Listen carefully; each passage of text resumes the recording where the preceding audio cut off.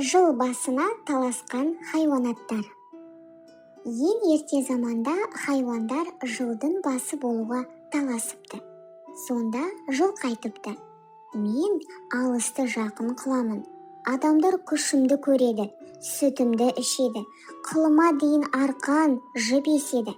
Адамға менен пайдалы мал жоқ. Жыл ағасы мен боламын. Түйе айтады: сен адамның жұмысын қылсан, сұлы, шөп асайтын, тамағын үшін құл болдың. Міне мен сен көтер алмайтын ауырды көтеріп, неше айлық алыс жерлерге барамын.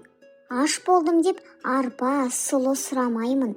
Көде болса көде, жусан болса жусан, не кез келсе соны қорек етіп, табылса су ішіп, табылмаса шөлде де жолға жүре беремін.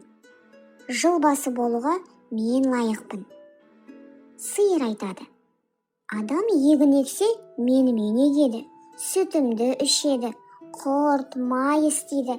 Жыл басы болуға мен лайықпын. Сонда қой айтады: мен болмасам, қазақ үйін немен жабар еді? Жүнімді алып киіз басады, жабағымнан киім тігеді, арқан, жіп еседі. Сүтімнен құрт май алады, шаруаға менен пайдалары жоқ. Ит айтады: мен болмасам, сендердің көбінді не ұрлап, не қасқыр жеп тауысар еді. Мен сендердің баршаларынан бақташымын. Дұшпан көрінсе үріп, абалап, еме хабар беремін. Тауық айтады: мен болмасам, кісі ерте жұмысына бармай ұйықтап қалар еді. Мен ерте тұрып, таң атты деп шақырып, хабар айтамын. Кеш болса жатар мезгіл болды деп тағы шақырамын. Тышқан не айтарын білмей тұрды да, бір түрлі қулық ойлап, жиылған көпке айтады: бұл таластан еш нәрсе өнбес. Жылды қарап тұралықта кім бұрын көрсе, сол жыл басы болсын.